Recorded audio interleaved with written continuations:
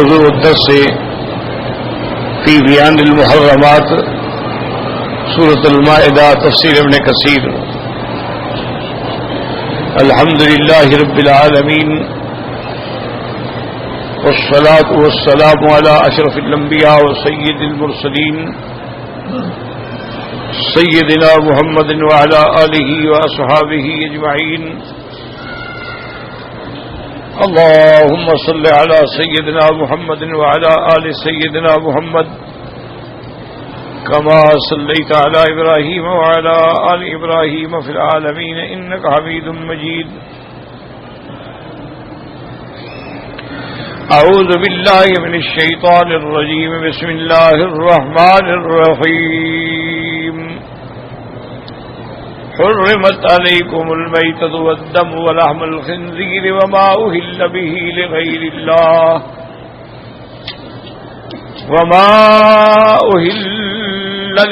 الله به والمنخنقة والموقوذة والمتردية والنطيحة وما أكل السبع إلا ما زكيتم وما ذبح على النصب وأن تستقسموا بالأزلام ذلكم فسق. اليوم يئس الذين كفروا من دينكم فلا تخشوهم واخشوني اليوم أكملت لكم دينكم وأتممت عليكم نعمتي ورضيت لكم الإسلام دينا. فمن اضطر في مخمصة غير متجانف لإثم فإن الله غفور رحيم. قال المؤلف والمفسر رحمه الله تعالى أدام النفع بعلومه وعلومكم في الدارين آمين إلى أن قال وأما الجوارح من الطيور فنص الشافعي رحمه الله على أنها كالكلب ويحرم ما أكلت منه عند الجمهور ولا يحرم عند الآخرين. اب مفسر رحمۃ اللہ علیہ فرماتے ہیں کہ وہ پرندے جو شکار کرنے والے ہوتے ہیں جیسے باز ہے اور بھی کوئی پرند ہوتے ہیں تو امام شافعی فرماتے ہیں کہ ان کا بھی بالکل وہی حکم ہے جو کلب معلمہ کا ہے، جو کتا سدھایا ہوا ہو. اگر وہ اپنے لیے پکڑے اور کھائے تو نہ کھائے، اور اگر وہ تمہارے لیے پکڑ کے بیٹھ جائے تو پھر تم کھا سکتے ہو. اور اس کے بعد وختار المزنی من اصحابنا انه لا يحرم اكل ما اكلت منه الطيور والجوارح. اور مزنی رحمت اللہ علیہ فرماتے ہیں کہ اگر وہ پرندہ اس میں سے خود بھی کچھ کھا لے تو باقی حرام نہیں ہوتا. وهو مذهب ابی حنیفہ واحمد رحمهم اللہ تعالی علیہم. اور یہی امام ابو حنیفہ رحمت اللہ علیہ اور امام احمد ابن حنبل رحمت اللہ علیہ کا قول ہے. قالوا لأنه لا يمكن تعليمها كما يعلم الكلب بالضرب ونحوه. وہ فرماتی ہیں کہ کتے کا سدھانا الگ ہوتا ہے اور پرندے کو سکھانا الگ ہوتا ہے. اور پرندہ جو ہے یہ اس طرح نہیں سدھایا جا سکتا کہ اس کو مارا بھی نہیں جا سکتا. کتے کو تو مار مار کے بھی سدھاتے ہیں لیکن اس کو تو نہیں مار سکتے ہیں نا. اسی فإنها لا تعلم إلا بأكلها من الصيد. وہ تو سیکھے گا بھی اسی طرح کہ اس میں چھوڑیں گے جانور کو پکڑے گا کھائے گا تو سیکھے گا. تو اس لیے اگر وہ کھا لے تو وہ معاف ہے. وأيضا فالنص إنما ورد في الكلب لا في الطير. اور یہ امام ابو حنیفہ اور امام احمد بن حنبل رحمۃ اللہ علیہ فرماتے ہیں کہ اللہ کے قرآن میں جو حکم ہے وہ کتے کے بارے میں ہے، پرندے کے بارے میں نہیں ہے. نص. وقال الشيخ ابو علي في الافصاح اذا قلنا يحرم ما اكل منه الكلب وفي تحريم ما اكل منه الطير وجهان. وانكر القاضي ابو الطيب هذا التفريع والترتيب لنص الشافعي رحمه الله على التسويه بينها والله سبحانه وتعالى اعلم. الافصاح کتاب میں شیخ ابو علی نے فرمایا کہ اگر ہم یہ کہیں کہ جو پرندہ کھائے تو وہ بھی حرام ہے تو اس میں ماکل من الطیر میں پھر دو قول بن جائیں گے. بعض کہیں گے حلال ہے، بعض کہیں گے حرام ہے. اور اسی کو مفسر رحمۃ اللہ علیہ فرماتے ہیں کہ انکر القاضی ابو الطیب، انہوں نے انکار کیا اس تفریق کا. وَأَمَّا الْمُتَرَدِّيَةُ فَهِيَ الَّتِي تَقَعُ مِنْ شَائِكٍ أَوْ مَوْضِعٍ عَالٍ فَتَمُوتُ بِذَلِكَ فَلَا تَحِلُّ.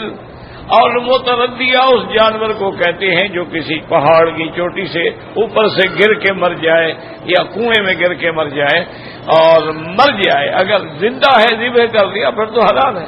معنی یہ ہے کہ اوپر سے گری اور مر گئی تو وہ حرام ہے، اس کا کھانا حرام.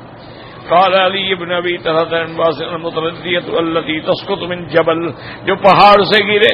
وقال قتادہ ہی التی تتردى فی بئر، یا کنویں میں گرے. وقال سدی التی تقع من جبل او تتردى فی بئر. مقصد یہ ہے کہ اوپر سے گر کے مر جائے.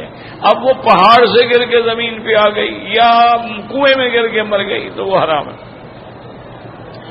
وَأَمَّا النَّتِيَّةُ هِيَ الَّتِي مَاتَتْ بِالسَّبْعِينَةِ غَيْرِهَا لَهَا فَهِيَ حَرَامٌ وَأَنَّ جَرَحَهَا الْقَرْضُ وَخَرَجَ مِنْهَا الدَّمُّ وَلَوْ مِنْ مَذْبَحِهَا. اب مفسر فرماتا ہے کہ نتیحہ اس جانور کو کہتے ہیں کہ جس کو کسی سینگ والے جانور نے سینگ مارا اور وہ جانور مر گیا، چاہے سینگ اس کو ایسی جگہ لگے گلے میں کہ وہ گلا بھی کٹ جائے لیکن پھر بھی وہ حرام ہے. والنتیۃ فعیلۃ بمعنى مفعولۃ نئی منطوحۃ واکثر ما ترد هذه البنیۃ فی کلام العرب بدون تاء التانیث فیقولون ان کہیل وکف خذیب کہیل عین کہیل وکف خذیب. اب مفسر رحمۃ اللہ علیہ فرماتے ہیں کہ نتیحہ جو ہے فعیلہ کے وزن میں بمعنی مفعولہ ہے، اور لغت عرب میں اس کو اکثر تائے تانیث کے بغیر ذکر کیا، جیسے کہتے ہیں عین کہیل، آنکھیں سرما آلود، یا کف خذب یعنی ہاتھ مہندی والے. ولا یقولون کف خذیبۃ ولا عین کہیلا. واما هذه فقال بعض النحاة انها استعمل فيها تاء التانيث لانها اجريت مجرى الاسماء في كما في قولهم طريقة طويلة.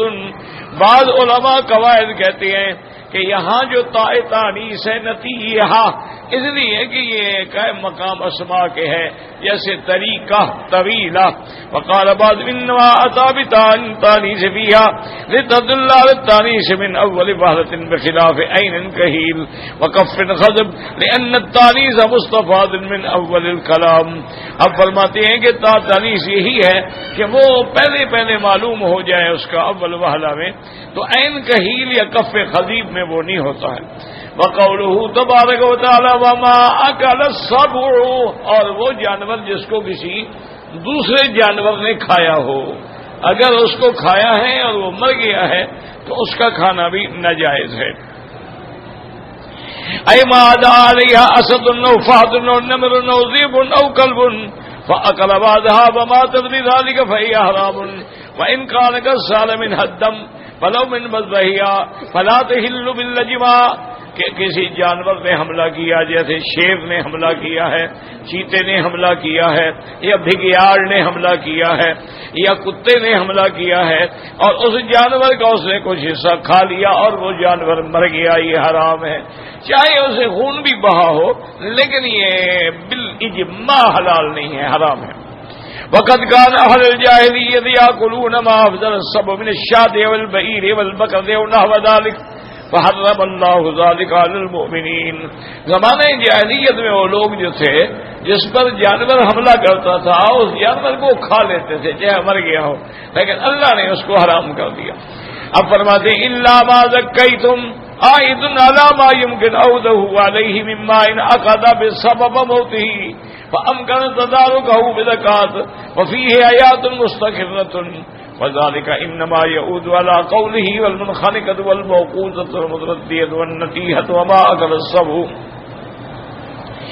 اب یہ ہے کہ الا ما زکیتم، ہاں اگر تم نے اس جانور میں ابھی زندگی تھی، سانس باقی تھا اور تم نے ذبح کر دیا تو وہ بالکل حلال ہے. لیکن اس سے مراد کیا ہے؟ یہ نہیں ہے کہ مردار کو حلال کر لو، وہ حلال نہیں ہوگا، یا خون کو ذبح کر وہ حلال نہیں ہوگا. کون چیزیں حلال ہوں گی؟ بنخانے کا جس کو مارا گیا، گلا گھونٹا گیا، موقوذہ جس کو چوٹ سے مارا گیا، متردیہ جو اوپر سے گری ہے، والنتیحہ تو جس کو کسی جانور نے سینگ مارا ہے، وما اکل السبع اور جس کو کسی جانور نے کھایا ہے لیکن ابھی وہ جانور زندہ تھا اور تم پہنچ گئے اور تم نے جا کے ذبح کر دیا تو وہ حلال ہے. الا ما ذکیتم یعنی الا ما ذبحتم من هؤلاء وفيه روح فكلوه فهو زکی. اگر اس میں روح موجود تھی یعنی وہ ابھی زندہ تھا اور تم نے جا کے ذبح کر دیا تو پھر وہ حلال ہے. وقد روى عن سعيد بن جبير بن حسن البصري والسدي وقال ابن ابي حاتم حدثنا ابو سعيد الاشج قال حدثنا حفص بن غياث قال حدثنا جابر بن محمد النبي عن علي ان علي في الايه قال ان مسعت بذنبها او ركضت برجلها او طرفت بعينها فكل. حضرت علی فرماتے ہیں کہ اگر وہ جانور اپنا دم ہلا رہا تھا یا اپنے آنکھیں کھول کے تمہیں دیکھ رہا تھا، اس کا معنی ہے وہ زندہ ہے، تو اس کو تم نے ذبح کر لیا ہے تو وہ حلال ہے. وقال ابن جرير حدثنا قاسم قال حدثنا الحسين قال حدثنا هشام بن عباد قال حدثنا حجاج بن حسين عن الشعبي عن الحارث بن علي رضي الله تعالى عنه قال اذا ادرك زكاة الموقوذ وتذكر النتيجة وهي تحرك يدا او رجلا فكلها. اگر تم اس جانور پہ پہنچے وہ ابھی ہاتھ پاؤں مار رہا ہے مانا ہے زندہ ہے تو اس کو تم نے ذبح کر دیا تو وہ حلال ہے. وهكذا روى عن طاووس والحسن وقتادة وعبيد بن عمر والضحاك وغير واحد ان المزكاة متى تحركت بحركة، وہ جو اس کے اندر حرکت ہے، دم ہلا رہی ہے، پاؤں مار رہی ہے، تو یہ دلالت ہے کہ اس کی زندگی باقی ہے. تدل على بقاء الحیات فیہا بعد البذل فہی حلال. وهذا مذهب جمہور الفقہاء، تمام فقہاء کا اس پہ اتفاق ہے. وبه قال ابو حنیفہ والشافعی واحمد بن حنبل رحمہ اللہ تعالی، اور یہی قول ہے امام ابو حنیفہ کا اور امام شافعی اور امام احمد بن حنبل کا کہ اگر وہ جانور ابھی زندہ تھا اور تم پہنچ گئے اور تم نے اس کو ذبح کر لیا ہے تو وہ حلال ہے. وقال ابن وهب سئل مالك عن الشاة الذي يخرج جوفها السبع حتى تخرج أمعاؤها فقال مالك لا أرى أن تزكي أي شيء زكي منها. ایک آدمی نے امام مالک رحمۃ اللہ علیہ سے پوچھا کہ اگر کسی جانور کو کسی بھگیاڑ نے یا چیتے نے یا شیر نے حملہ کیا اور اس کی آنتے وانتے پیٹ پھاڑ کے باہر نکال ڈالی ہے تو اس کو ہم ذبح کریں. میں تو نہیں سمجھتا کہ کس بات کو ذبح کرے گا، تو ختم ہو گیا. سئل مالك الذبح يعدو على الكبش فيدك ظهره أترى أن يزكى قبل أن يموت ويؤكل؟ فقال كان قد بلغ النهر ولا أرى أن يؤكل، كان صاب أطرافه ولا أرى بذلك بأسا. قيل وصب عليه فدك ظهره فقال لا يعجبني هذا لا يعيش منه. قيل فالذئب يعدو للشاة فيسكب بطنها ولا يسكب الأمعاء. فقال إذا شك بطنها فلا أرى أن تؤكل. هذا مذهب مالك رحمه الله تعالى وظاهر الآية في آمن فيما استثناه مالك رحمه الله من الصور التي بلغ الحيوان فيها إلى حالة لا يعيش بعدها ويحتاج إلى دليل مخصص للآية والله تعالى أعلم.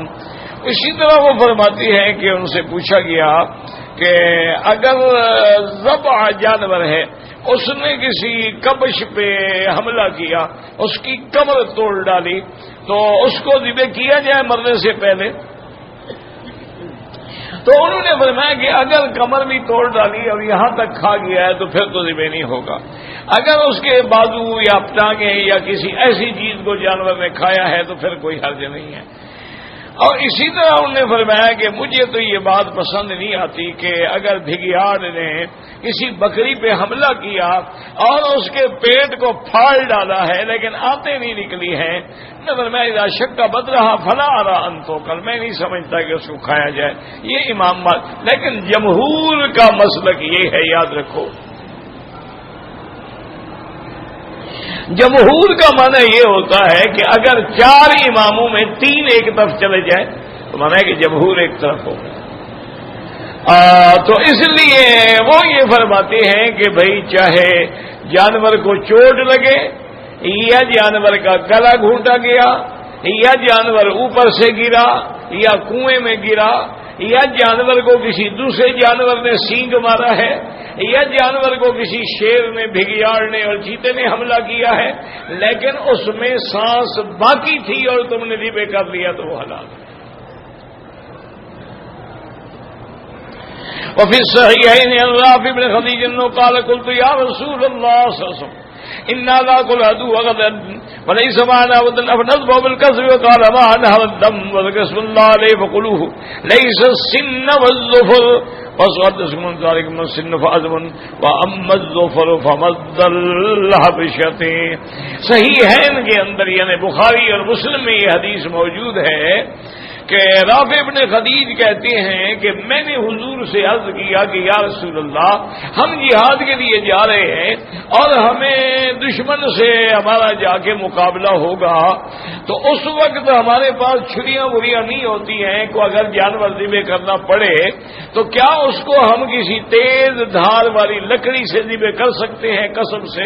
اب میں جو چیز اس کا خون بہا ڈالے اور اللہ کا نام لے کے ذبح کیا جائے تو وہ حلال ہے، چاہے وہ خون کسی چیز سے بھی بہایا جائے۔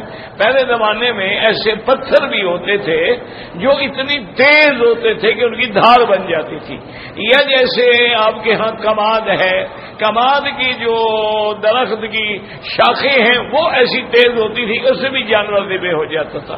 تو اگر اس سے کیا جائے اور اللہ کا نام بھی لیا جائے اور خون بھی نکلے تو وہ جانور کھانا حلال ہے، وہ حرام نہیں ہے۔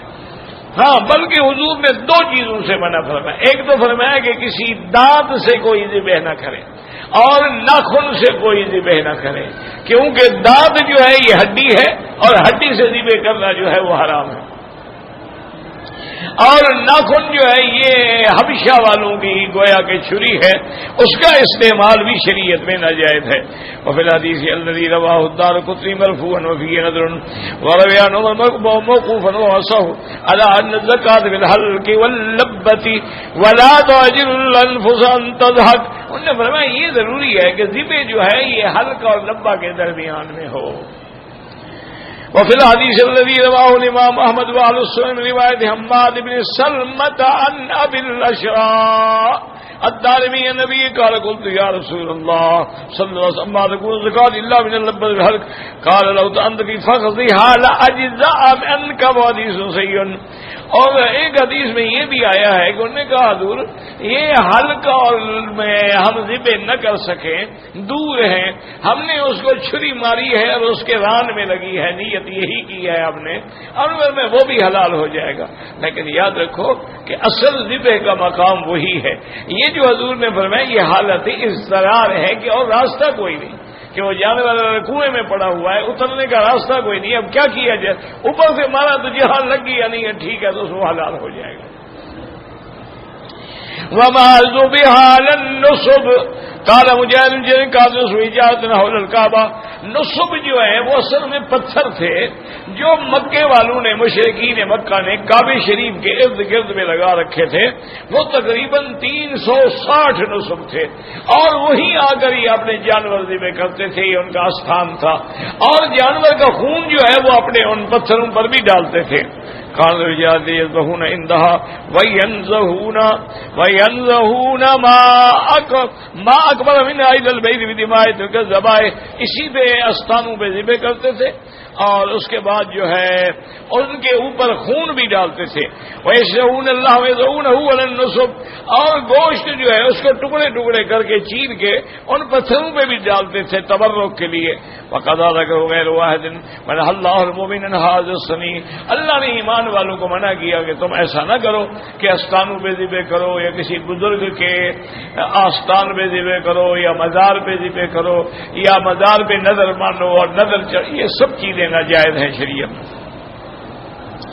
وَحَرَّمَ عَلَيْهِمْ أَكْلَ الذَّبَائِحِ الَّتِي فَرَضَ النُّصْبِ وَلَوْ كَانَ يُذْكَرُ عَلَيْهَا اسْمُ اللَّهِ، چاہے اللہ کا نام بھی لو، بسم اللہ بھی کرو، اللہ نیت جانتے ہیں کہ تم مزار پر کیوں لا رہے ہو. اگر صاحب مزار کو ثواب پہنچانا ہے تو اپنے گھر میں ذبح کر دو، نیت کرو، ثواب اللہ پہنچا دیں گے. لیکن مزار پہ لا کے ذبح کرنا ہے تو صاف ظاہر ہے کہ تمہاری نیت جو ہے وہ غیر اللہ کی ہے، تمہاری نیت جو ہے وہ اللہ کے نام پہ نہیں.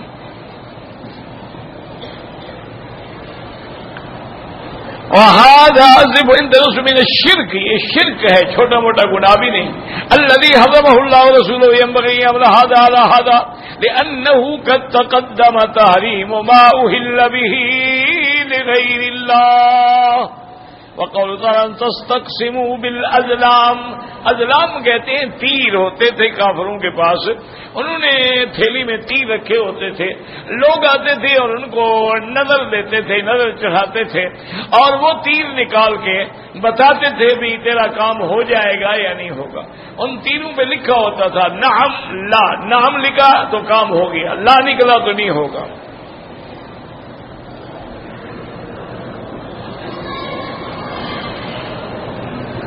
اے حرم علیکم ایھا المؤمنون الصيام بالازلام واحد الظلم وقد تفتح الظلم ويقال ظلم اور ظلم. وقد كانت العرب في جاہلیتها يتعاطون ذلك وهي عبارة قداح ثلاثة، تین تیر ہوتے تھے. على احدها مكتوب افعل، ایک میں لکھا ہوتا تھا کرو، وعلى الاخر لا تفعل، اور ایک میں لکھا ہوتا تھا کہ نہ کرو. والثالث غفل، اس میں کچھ لکھا نہیں ہوتا تھا. لیس علیہ شیء قال مکتوب الواحد امرنی ربی، ایک میں لکھا ہوتا تھا مجھے میرے رب کا یہی حکم ہے، اور ایک میں لکھا تھا نہانی ربی. والثالث غفل لیس علیہ شیء فاذا اجالها فتراصم الامر فعله او النهي تركه. اگر نکلتا کہ افعل تو وہ کام کرتے تھے، نکلتا کہ نہ کرو تو کام نہیں کرتے تھے. وَإِن تَرَى الْفَارِغَ، اور اگر ایسا تیر نکلتا اس کے ہاتھ میں جس میں کچھ لکھا ہوا نہیں تو پھر دوبارہ تیر ڈالے جاتے تھے. وَالْإِسْتِسْقَاءُ مَأْخُوذٌ مِنَ الْقَسَمِ مِنْ هَٰذِهِ الْأَزْلَامِ، استسقام جو ہے اصل مادہ اس کا قسم سے ہے، تو وہ ان تیروں کے ذریعے سے گویا فیصلے کرتے تھے. وَهَكَذَا قَرَّرَ ذَلِكَ أَبُو جَعْفَرٍ وَقَالَ لِي حَاتِمٌ حَدَّثَنَا الْحَسَنُ ابن محمد ابن الصباح قال حدثنا الحجاج محمد قال اخبرنا ابن جريج وعثمان ابن عطاء وان تستقسموا بالازلام والازلام قضاهم كانوا يستقسمون بها في الامور وقضى روان مجاهد ابراهيم بن اخي راس البصير المقاتل حيان وقال ابن عباس قضاه كانوا يستقسمون بها الامور. وذكر محمد بن سعيد اعظم اصنام قريش صنم كان يقال له هبل، ان کا بڑا بت جو تھا نا اس کا نام حبل تھا. منصوب علی بئر داخل الکعبہ، کعبے کے اندر جو کنواں بنا ہوا تھا اس کے اوپر اس کو رکھا گیا تھا. فیہا توضع الہدایا، وہ کنواں اس لیے بنا گیا تھا کہ جو لوگ ہدیہ دینا چاہتے تھے زیورات اور پیسے اسی میں ڈالتے تھے. وَأَمْوَالُ الْكَعْبَةِ فِيهِ وَكَانَ عِندَهُ سَبْعَةَ أَزْلَامٍ، وہاں 7 تیر رکھے ہوتے تھے. وَكُنْ فِيهَا مَا يَتَكَلَّمُ فِيهِ مَا أَشْكَلَ عَلَيْهِمْ وَمَا خَرَجَ لَهُم مِّنْهَا رَجَعُوا إِلَيْهِ وَلَمْ يَعْدِلُوا عَنْهُ. وَثَبَتَ فِي الصَّحِيحَيْنِ أَنَّ النَّبِيَّ صَلَّى اللَّهُ عَلَيْهِ وَسَلَّمَ لَمَّا دَخَلَ الْكَعْبَةَ وَجَدَ إِبْرَاهِيمَ وَإِسْمَاعِيلَ مُصَوِّرِينَ فِيهَا. حضور پاک جب کعبے میں داخل ہوئے تو دیکھا کہ حضرت ابراہیم اور حضرت اسماعیل کی بھی تصویریں بنی ہوئی ہیں. وفی ایدیہا الازلام، ان کے ہاتھ میں بھی وہی تیر دکھائے گئے ہیں.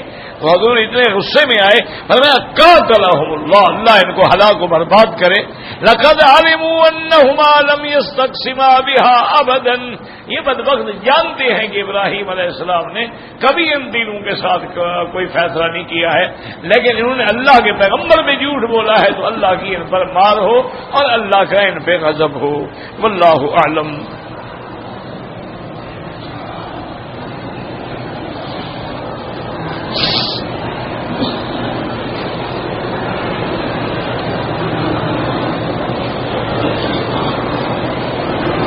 کہتے ہیں جی کہ میں نے عمرہ کیا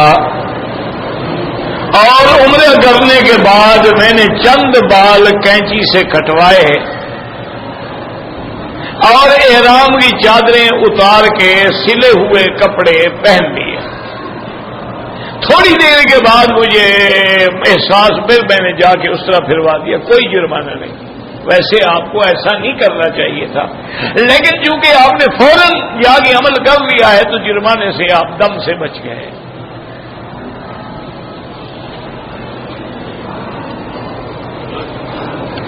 عصر کے بعد میں نے 2 طواف کیے اور میں نے 4 رکعت 2 طوافوں کے لیے 2 رکعت پڑھ لی عصر کے بعد. میرا بھائی بات سنیں اور سمجھیں، یہ جو مسائل ہیں نا، یہ کوئی کفر اسلام کی جنگ نہیں ہے.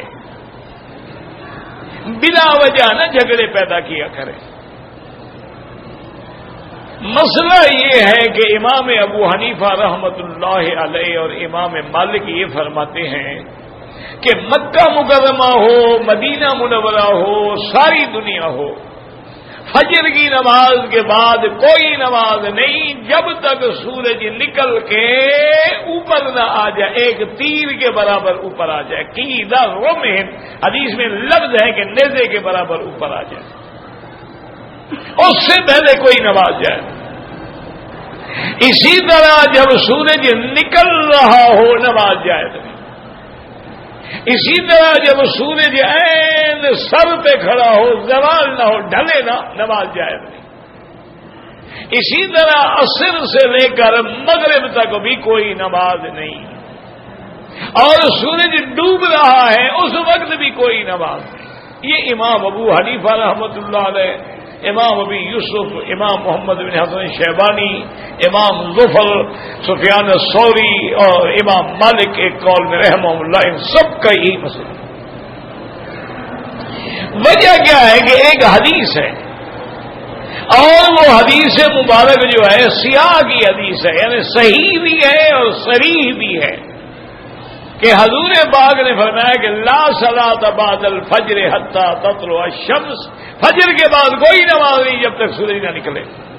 ولا صلاۃ بعد العصر حتی تغرب الشمس، اور عصر کے بعد بھی کوئی نماز نہیں جب تک سورج نہ ڈوبے.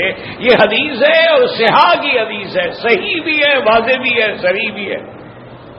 تو یہ ان کی دلیل. امام احمد ابن حنبل رحمۃ اللہ علیہ اور امام شافعی رحمۃ اللہ علیہ فرماتے ہیں کہ باقی تو ساری دنیا میں نماز جائز نہیں ہے، لیکن اگر کوئی آدمی طواف کرتا ہے فجر کے بعد اور سورج سے پہلے 2 رکعت پڑھ لے، فرماتے ہیں کوئی حرج نہیں، جائز. عصر کے بعد طواف کیا اور 2 رکعت پڑھ لے تو امام احمد ابن حنبل رحمۃ اللہ علیہ اور امام شافعی فرماتے ہیں کہ جائز ہے. اس کی وہ دلیل یہ دیتے ہیں کہ ایک حدیث مبارک میں آیا ہے کہ فجر کے بعد نماز نہیں، عصر کے بعد بھی نماز نہیں، الا بمکہ تہا، مگر مکے میں. ان کی ایک دلیل یہ ہے، لیکن یہ حدیث یاد رکھو معلول ہے، اس میں 4 علتیں ہیں. اور دوسری دلیل ان کی یہ ہے کہ حضور پاک نے فرمایا تھا کہ یا بنی عبد مناف، اے عبد مناف کی اولاد، تم کیوں لوگوں کو منع کرتے ہو؟ لا تمنعوا، کسی کو مت روکو، جب چاہے طواف کریں اور جب چاہے نماز پڑھیں. تو یہ حدیث مبارک بھی ان کی دلیل ہے. وہ کہتے ہیں کہ مکہ شریف میں جب بھی طواف کریں، ظہر ہے، عصر ہے، فجر ہے، پڑھ لے نماز. امام صاحب اس کا جواب یہ دیتے ہیں کہ بھئی حضور فرما رہے ہیں بنی عبد مناف کو، حضور تو اپنے صحابہ کو حکم دیتے نا کہ جب طواف کرو نماز پڑھا کرو. بنی عبد مناف کو کہنے کی کیا ضرورت تھی؟ وہ چونکہ متولی تھے کعبۃ اللہ کے اور لوگوں کو روک دیتے تھے، آنے دیا نہ آنے دیا نہ آنے دیا. جیسے آپ کسی کو کہیں گے ال شریف آدمی کیوں مسجد بند کرتے ہو؟ کوئی آدمی ہے جب چاہے نماز پڑھے. اس کا معنی یہ تھوڑا ہے کہ فجر کی نماز عصر کو پڑھا کرے، عصر کی عشاء کو پڑھا کرے. تو بہرحال لیکن کسی پہ اعتراض کرنے کی ضرورت نہیں ہے. اگر تم نے عصر کے بعد پڑھ لی ہے کوئی بات نہیں، انشاءاللہ اللہ قبول فرمائیں گے. لیکن اب میں تو طالب العلم کی حیثیت میں یہ کہتا ہوں، یاد رکھو کہ اگر مثلا تم نے عصر کے بعد طواف کیا اور تمہارا ارادہ یہ ہے کہ انشاءاللہ میں حرم میں مغرب پڑھوں گا یا عشاء پڑھوں گا یا مغرب کے بعد پڑھ کے جاؤں گا، تو اب تم نہ پڑھو طواف کی 2 رکعتیں، مغرب کے بعد پڑھو. چونکہ مغرب تک تم نے رہنا بھی ہے تو وہ عمل کیوں نہ کرو جس پر کسی کا اعتراض بھی نہ ہو. اگر تم نے فجر کے بعد طواف کیا ہے اور اشراق تک تمہاری بیٹھنے کی نیت ہے تو نہ پڑھو 2 رکعت، اشراق کے بعد پڑھو. اور اگر تمہارا قافلہ جا رہا ہے، گاڑی تیار ہے، بس تیار ہے، ساتھی تیار ہے، پڑھ لو، چلے جاؤ، کوئی بات نہیں. یہ کوئی ایسے مسئلے نہیں ہیں. اللہ ہدایت دے ہم سب کو کہ لوگوں نے اس کو یعنی نعوذ باللہ جنگ بنا دیا، لڑائی اور جھگڑے اور ایک دوسرے کے خلاف فتوے اور ایک دوسرے کے خلاف نماز نہیں پڑھتے. اتنی ضد ہو گئی. ہندوستان میں جب انگریز کی حکومت تھی تو آمین پہ جھگڑا ہو گیا. چونکہ ہندوستان میں حنفی مسلک تھا، آمین زور سے کسی نے کہی تو لڑائی ہو گئی. نتیجہ یہ نکلا کہ مقدمہ بن گیا اور چلتے چلتے بہرحال کورٹ میں چلا گیا اور جج جو ہے وہ انگریز تھا. اس نے دونوں کے دلائل سنے، جو زور سے کہنے والے ان کے بھی اور جو آہستہ کہنے والے ان کے بھی.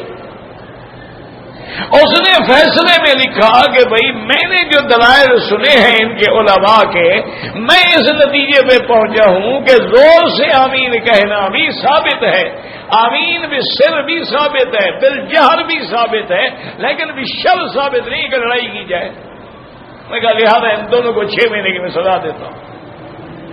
اور نے کہا باقی آہستہ کہو تو ثابت ہے، زور سے کہو ثابت ہے، لڑائی کی کیا ضرورت ہے کہ مسجدوں میں لڑائی کی جائے اور ایک دوسرے کا سر پھٹبل کیا جائے اور ایک دوسرے پہ فتوے لگائے جائے.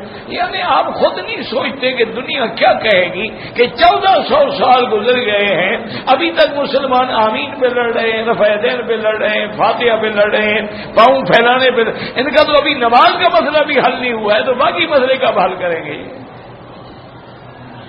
ایمان سے کہیں آپ کیا کہیں گے؟ یہ تو آپ اپنے لوگوں میں بیٹھے ہوئے ہیں نا. مولوی مکی تقریر کر رہا ہے، سننے والے بھی اپنے ہیں، تقریر والا بھی اپنا ہے. تم اگر انگریزوں میں تقریر کرو، کافروں میں کرو، جرمن میں کرو، سکھوں میں کرو، ہندو میں کرو، اور کہ مولوی صاحب تقریر بعد میں کرنا، ابھی تک تو تمہاری نماز کا مسئلہ بھی حل نہیں ہوا ہے. ہم کیسے تمہارے دین کو قبول کریں اور کون سا دین ہم قبول کریں؟ تو یہ یاد رکھیں، حالانکہ یہ اللہ کی رحمت تھی جس کو ہم نے عذاب بنا دیا. اگر ایک آدمی نے آمین زور سے کہہ دی کیا حرج ہے؟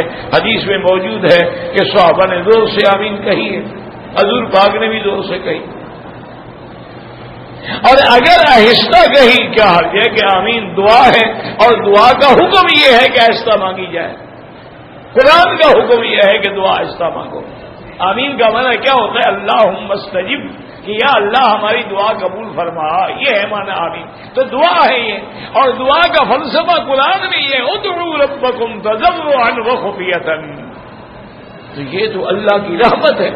اب دیکھو نا جی، ہم آرام سے کھڑے ہیں، صفیں ٹھیک بن گئی ہے، لیکن فاصلہ بچ رہا ہے تو اس نے تھوڑے پاؤں کھول دیے، کوئی حرج نہیں. اگر آدمی زیادہ آ گیا، اسے پاؤں اور قریب کر لیے تو کیا ہو گیا؟ اس میں کون سا لڑائی کا مسئلہ ہے؟ انا للہ و انا الیہ راجعون. آج تک لڑائی ہے، جھگڑے ہیں اور مناظرے ہیں، چیلنج ہے باقاعدہ۔ اور ایک بات میں حرم میں کہتا ہوں، اب تو انٹرنیٹ کا دنیا ہے نا، اب تو 1 منٹ میں آپ 1000 سال کے احوال پتہ کر سکتے ہیں۔ آپ دیکھ لیں کہ سرکار دو جہاں، رحمت دو جہاں، محبوب دو عالم صلی اللہ علیہ وسلم کے زمانے سے لے کر 1250 سال تک کبھی ان مسئلوں پہ جھگڑا یا مناظرہ ہوا ہے؟ مجھے ایک مناظرہ دکھا دیں،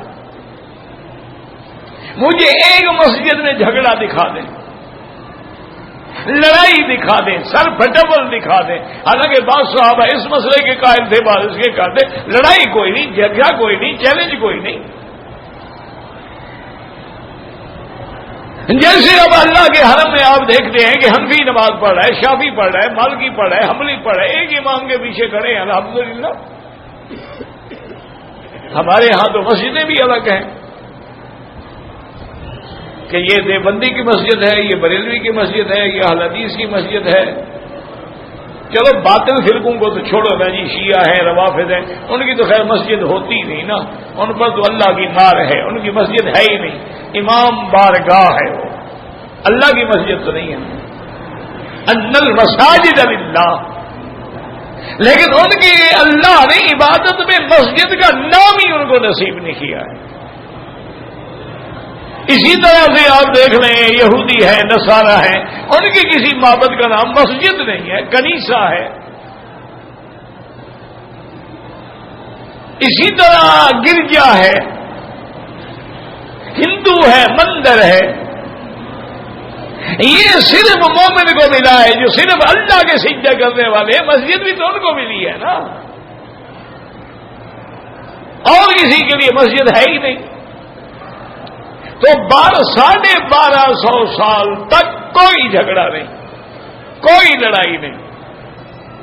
1250 سال کے بعد جب انگریز نے ہمارے ایشیا پہ قبضہ کیا اور انہوں نے اپنے کمیشن بھیجی، وہ بڑا دانا دشمن ہے، اس نے تاجر بھیجے، تجارت کے ذریعے ہر لحاظ سے اثر ڈالا، پھر ایک کمیشن بھیجا کہ اس ملک پہ ہم کیسے حکومت کر سکتے ہیں۔ اس کمیشن نے رپورٹ دی کہ یہ مذہبی ملک ہے، ان کے مذہب میں جھگڑا پیدا کرو پھر حکومت کرو۔ اس کے بعد یہ سارے جھگڑے پیدا ہوئے۔ ایمان سے کہے 1250 سال تک آپ کے ملک میں، ایشیا سارے میں، یعنی انڈیا میں، اس وقت انڈیا تھا، پاکستان تو نہیں تھا نا، ازبکستان میں، تاجکستان میں، ماورا نہر میں، افغانستان میں، یہ سارا جو ایشین علاقہ ہے، انڈونیشیا ہے، ملائیشیا ہے، سارے ان میں کوئی نبی پیدا ہوا؟ اب انٹرنیٹ آپ کے سامنے ڈھونڈ لو، قادیانی کب پیدا ہوا؟ جب انگریز آیا۔ بریلویت اور دیوبندیت کا جھگڑا کب شروع ہوا؟ جب انگریز آیا۔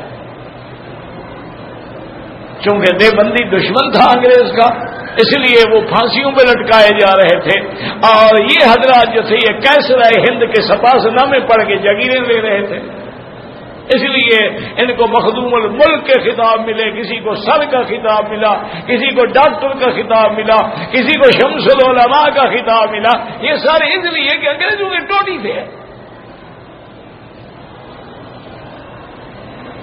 اور باقاعدہ ان کے سپاس نامے کتابوں میں لکھے ہوئے ہیں جو انہوں نے وائسرائے ہند کو لکھا اور کیسرائے ملکہ کوئین کو لکھا ہے، وہ دو صفحے کے استقبال نامے ہیں کہ آپ کا دور حکومت جو ہے، آپ کا اللہ کا سایہ ہے آپ ہم پر، اور آپ کے سایہ عدل میں شیر اور بکری اکٹھے پانی پی رہی ہے، صرف یہ چند وہابی لوگ ہیں جو آپ کے دشمن ہیں، ورنہ ہم تو آپ کے غلام ہیں، نیاز مند ہیں، بوٹ پالش کرنے کے لیے پیدا ہوئے ہیں۔ تاریخ اٹھا کے پڑھ لو، کہ اعتبار نہ کرو کہ مولوی مکی کہہ رہا ہے۔ تاریخ اٹھائیں، انٹرنیٹ کھولیں، دیکھیں کہ کون لوگ تھے جن کا چوک میں جن کو لٹکایا جاتا تھا اور علماء کے چمڑے اتارے جاتے تھے اور نمک اور مرچ چھڑکی جاتی تھی، وہ کون تھے؟ اور حلوے کھانے والے اور جگیرے لینے والے کون تھے؟ آپ پڑھے لکھے لوگ ہیں تحقیق کر لیں اور ایمان سے کہیں کہ آپ کے ملک میں بڑے بڑے لوگ پیدا ہوئے. ابو الکلام پیدا ہوا, عطا اللہ شاہ بخاری پیدا ہوا, محمد علی جوہر برادران پیدا ہوئے, اجمل خان پیدا ہوئے, بہادر یار پیدا ہوئے. ان کو کتنی جاگیریں ملی؟ وہ تو کرائے کے مکانوں میں مر گئے. مجھے یاد ہے بخاری صاحب کی خدمت میں گیا تھا.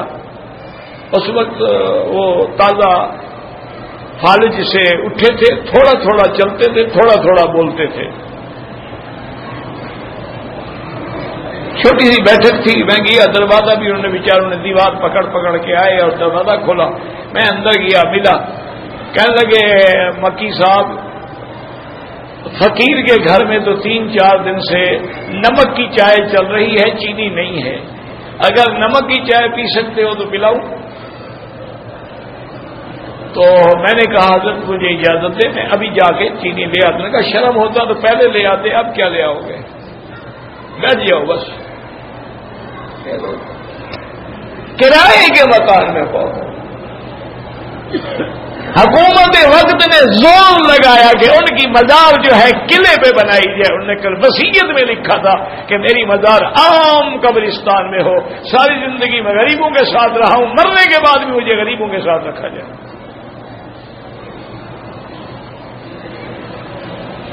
ان کی قبروں پہ آپ کو کہیں مزار نہیں ملے گی. حضرت لاہوری کی کوئی مزار ہے,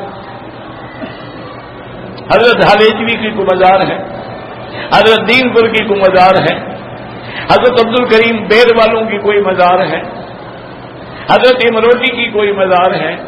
یہ اتنے بڑے بڑے لوگ گزرے ہیں. وجہ کیا ہے؟ وہ اللہ والے تھے, مٹی کی قبر ہے سیدھی سادھی شریعت کے مطابق, تاکہ شرک نہ ہو. تو میرا بھائی خدا سے دعا مانگو, اللہ رحم کرے. اور وہی دشمن ہمیں آج بھی لڑا رہا ہے. آج جو جھگڑا ہے وہ کیا ہے؟ کیوں ایک دوسرے کو مار رہے ہو؟ مسجدوں میں جھگڑا, قتل مسجد میں. اور یار خدا کا خوف کرو, 5 سال کی بچی کے ساتھ زنا کیا جائے. ایمان سے کہ انسان ہے, کتا ہے, درندہ ہے, کیا بلا ہے؟ تمہیں اس دن درد آئے گا جب میری یا تیری لڑکی کے ساتھ یہ ہوگا. وہ کسی اور کی لڑکی تھی اس لیے کوئی درد نہیں ہے. لوگوں کے دینے وڈیروں کے کتے مکھن کھاتے ہیں اور تھر کا غریب کا بچہ بھوک سے مر جاتا ہے. آؤ چلو انشاءاللہ قبر آئے گی, حساب ہو جائے گا.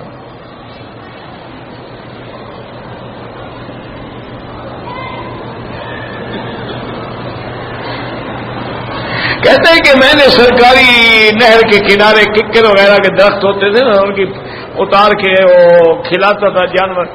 پیسے خیرات کر دو بس, اب کیا کرو گے؟ انکم ٹیکس وغیرہ یہ ظلم ہے, یہ کوئی شریعت کا حکم نہیں ہے. کوئی بچاتا ہے تو کوئی حرج نہیں. ننگے سر نماز جائز ہے اگر کپڑے نہ ہوں. یہ نہیں کہ کپڑا ہو تب بھی سر سے ٹوپی اتار دو, قمیص ہو تو قمیص بھی اتار کے کھڑے ہو جاؤ. ورنہ نماز تو چادر میں بھی جائز ہے, چاہے قمیص بھی نہ ہو. لیکن نہ ہو, اگر ہو تو پھر بینو خضوع زینتکم عند کل مسجد. اور میرے مدنی سرکار نے ساری زندگی کبھی سر ننگا نماز نہیں پڑھی. اب یہ بھی جھگڑا ہے کہ سر ننگا پڑھو جی, کیونکہ آج تک کسی نے نہیں پڑھی لہٰذا تم پڑھو. جنازہ آہستہ پڑھے یا زور سے پڑھے؟ مرنے والا مر گیا, اس نے زور سے پڑھو یا آہستہ پڑھو.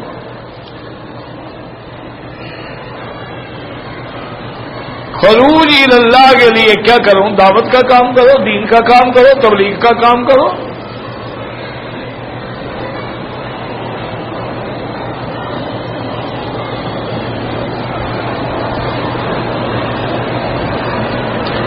میرا بہنوئی پیر ہے ماشاءاللہ, میری بہن اور بچے اس کو چھوڑ کر پاکستان سے دبئی رہائش پذیر ہیں. وہ ساتھ نہیں رہنا چاہتا. بہن پریشان, بہرحال بہن کو خاوند کے ساتھ رہنا چاہیے. اگر وہ نہیں رکھنا چاہتا تو وہ مجرم ہوگا. لیکن یہ تو نہیں نا کہ خود بیوی بھی نہ رہنا چاہے.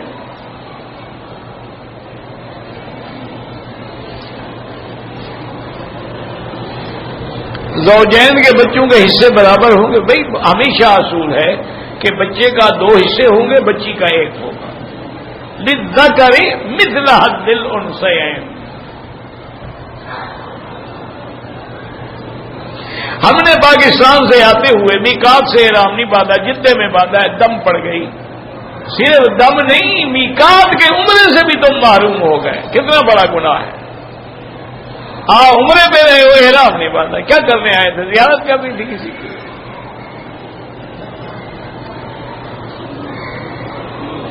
حضور پاک نے کبھی سبز پگڑی نہیں پہنی، ساری زندگی سفید پہنی. فتح مکہ والے موقع پہ سیاہ پگڑی پہنی.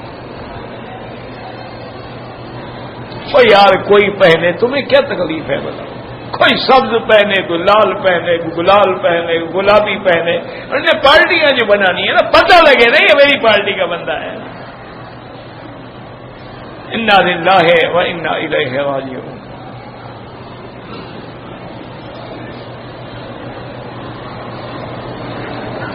میرے دھیان میں نہیں ہے کہ 2 سال کام پہ آئے تو نکاح ٹوٹ جاتا ہے. میں تو کہتا ہوں 10 سال بھی نہ جائے نکاح نہیں ٹوٹتا. نکاح نہیں ٹوٹتا لیکن گناہگار ہے. اگر اس عرصے میں عورت نے کوئی گناہ کیا تو یہ ذمہ دار ہے. جب تم اس کا حق ادا نہیں کرو گے، اس کو حلال کی روٹی نہیں ملے گی تو حرام کھائے گی. حضور پاک کا جنازہ ہوا ہی نہیں تو کس نے پڑھائی کا کیا مانا؟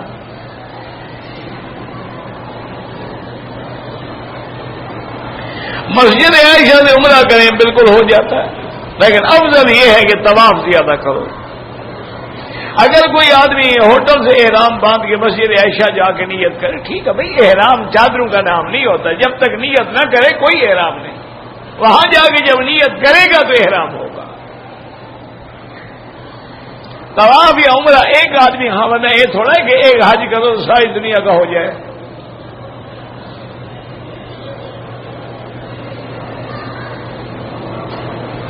نہیں ہے. جدہ سے عمرہ جو آپ نے کیا دم پڑ گئی، اب مسجد عائشہ سے لاکھ عمرہ کرو وہ دم تو نہیں معاف ہوتی، وہ تو آپ میقات گزر گئے.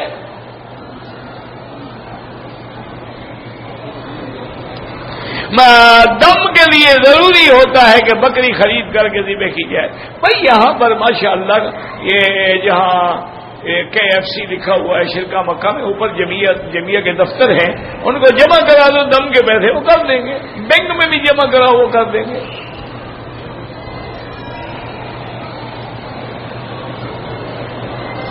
مجھے یاد نہیں ہے کہ بھئی میں نے کیا معجون بتائی تھی.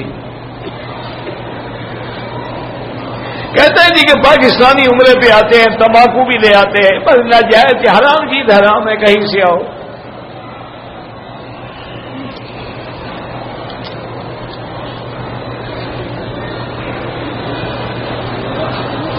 اگر کسی جانور کو گولی ماری گئی لیکن وہ زندہ ہے، ہم نے جا کے ذبح کر لیا، ٹھیک ہے، حلال ہے.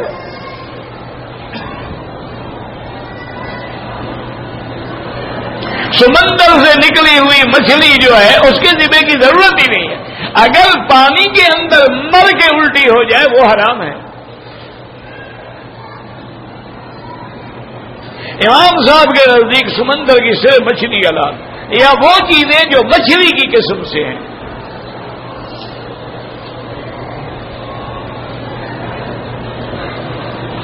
عمرے کے طواف کے بعد بھائی کوئی دنیا کا طواف کرو، طواف عمرے کا ہو، حج کا ہو، وداع کا ہو، طواف زیارت، سب کے ساتھ چکر ہوتے ہیں.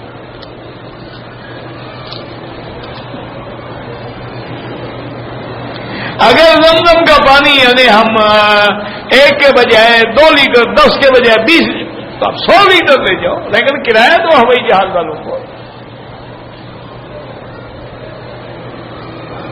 اپنے جوتے یا چپل تھیلی میں لپیٹ کے ہاتھ میں ہوں طواف کریں، کوئی حرج نہیں.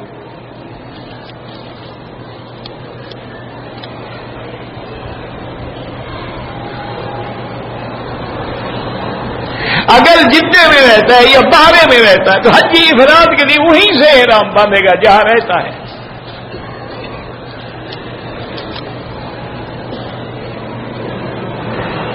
ایک آدمی آدمی اگر تراوی تندرست ہے لیکن تراوی نہیں پڑھتا تو اس کا روزہ ہو جائے گا، تراوی نہ پڑھنے کا گناہ ہوگا۔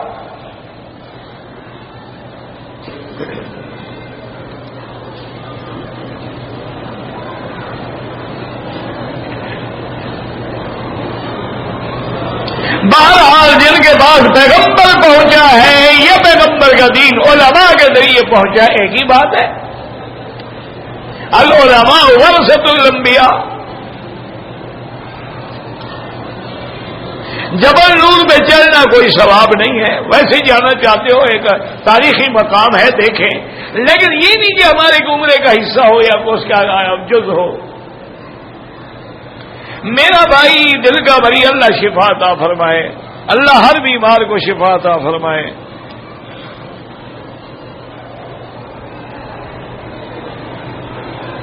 اگر ایک آدمی جنگل میں ہے اور کچھ نہیں ہے، اب بھوک سے مر رہا ہے اور سامنے حرام جانور ہے، کھا سکتا ہے، فمن اضطر غیر مخمصۃ، یہ تو قرآن کا مسئلہ ہے۔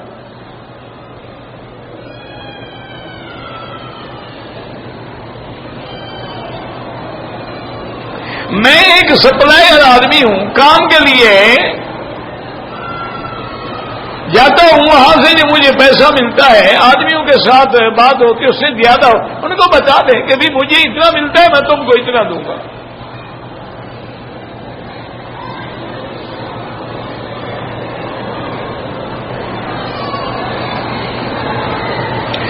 ایک انجینئر ہے، کمپنی میں کام کرتا ہے، اگر اس کو کوئی کمپنی چیز دے وہ کسی کو دے سکتا ہے، اپنی طرف سے دینا چاہے دے سکتا ہے، بغیر کمپنی کی اجازت کے نہیں دے سکتا، کیونکہ مال تو کمپنی کا ہے نا۔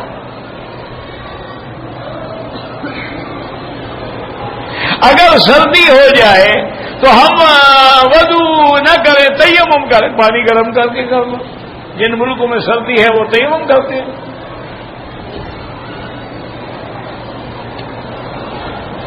اگر نماز کے بعد کے نفل اکٹھے پڑھتے ہیں، اکٹھے پڑھو، الگ پڑھو۔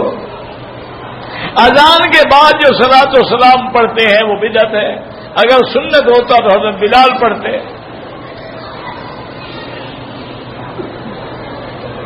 جس پر دم واجب ہو جائے، فقیر ہے، پیسے نہیں، 10 روزے رکھ لے، کوئی مسئلہ نہیں۔ ایک طواف ایک کے لیے، نفل طواف ہو یا کوئی طواف ہو، یا رسوت سے ہاتھ کرنا ہے یا بوسہ دینا ہے۔ آب زمزم خود شفا ہے، اور عمل کی کیا ضرورت ہے؟ قرآن کو بہتر یہ ہوتا ہے کہ یعنی 3 دن کے اندر ختم ہو، افضل یہ ہے۔ ویسے اللہ توفیق دے روز بھی کر لو۔ زمزم کے پانی میں چائے پکا سکتے ہیں۔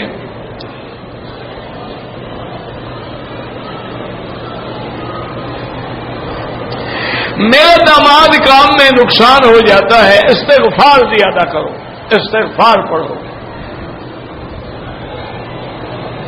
ہمارے جوتے صفائی کرنے والے ہیں، پیچھے کر دیتے ہیں، آپ اپنے پاس رکھیں نا، وہ صفائی میں پیچھے نہیں کریں گے نا، تم جو باہر رکھ کے آؤ تو وہ کیا کریں؟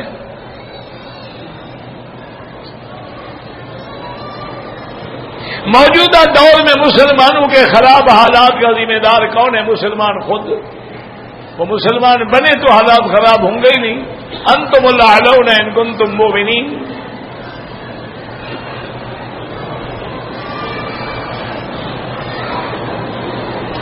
ایک آدمی کی شادی میں مشکلات تھیں، لوگ جہیز کا مطالبہ کریں، جہیز دینا لینا بالکل حرام ہے، وہ مجبور ہو کہ اس نے سود پہ قرضہ لے کے جہیز دیا ہے بیچارے نے۔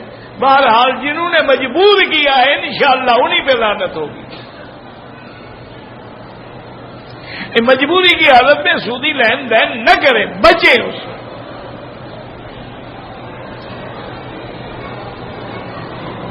اگر ہم 2 دوستوں نے عمرہ کیا ہے، دونوں نے طواف کر لیا، صفا مروہ دوڑ لیا، ایک دوسرے کے سر پہ اس طرح پھیر دیں، بالکل جائز ہے۔